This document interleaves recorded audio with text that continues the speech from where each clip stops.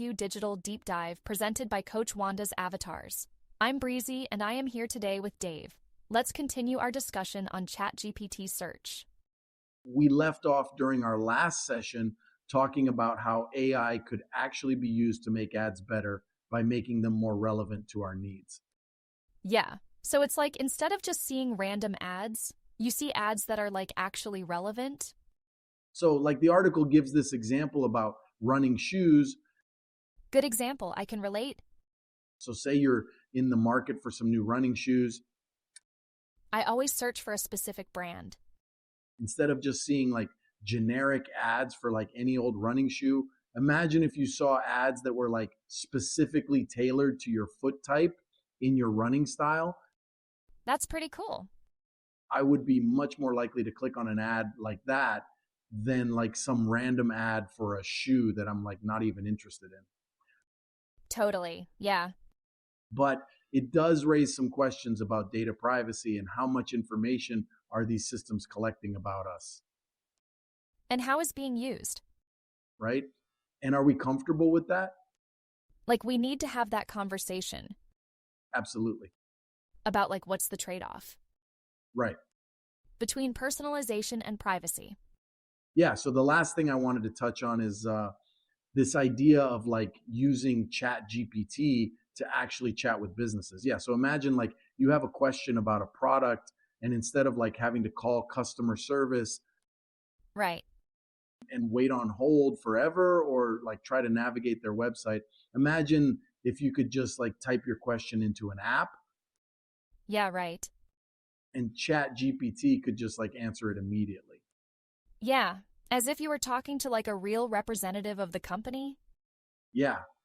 And it would be like tailored to your specific question. Wow, yeah. Yeah. So like I think that could be really revolutionary for customer service. Right. So instead of having to like wait for somebody to be available, you could just get your answer like instantly. Yeah, like 24/7 support.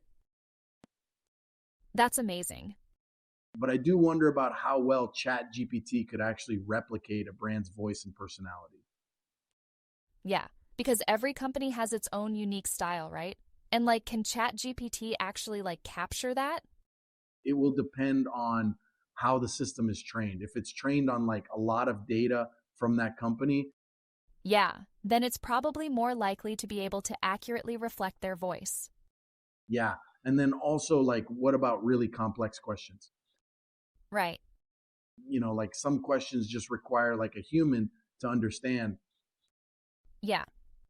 Like you can't just like type it into a chatbot and expect to get like a nuanced answer. Like there are certain things that AI is just not good at yet.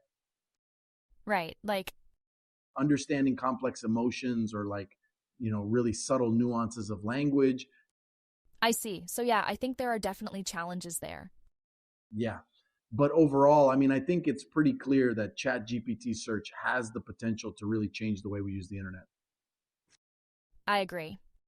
We're talking about faster answers, more relevant ads, and even like deeper engagement with brands.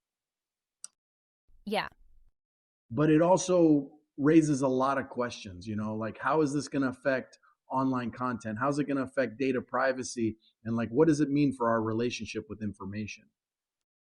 Yeah. Like, are we becoming too reliant on AI to like find information for us?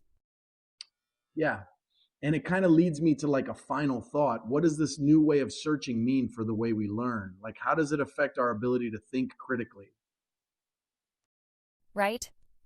From AI, are we actually like learning anything? Are we just like passively consuming information? Yeah.